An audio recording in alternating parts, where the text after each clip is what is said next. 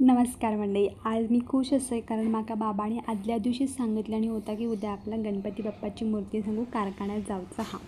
त्याच्यामुळे मग मी सकाळी त्या डोक्यात ठेवून लवकर उठलं आहे. आईक थोडीशी मदत केलं आहे आणि मग सगळी कामं आटपल्यावर बाबांनी पण स्कूटी काढल्यानी आणि मी आणि बाबा कारखान्याकडे जाऊन निघालो.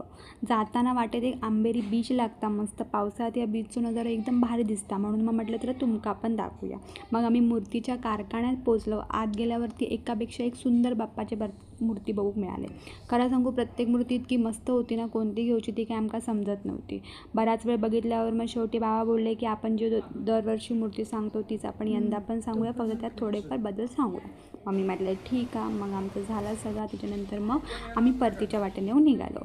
परत येताना वाटेत एका देवळात थांबलो. तिकडे थांबून मस्तपैकी दर्शन घेतलं. पावसामुळे भातशेती इतकी मस्त दिसत होती ना की रस्त्यात जाताना तो नजारा बघून मन एकदम फ्रेश झाला.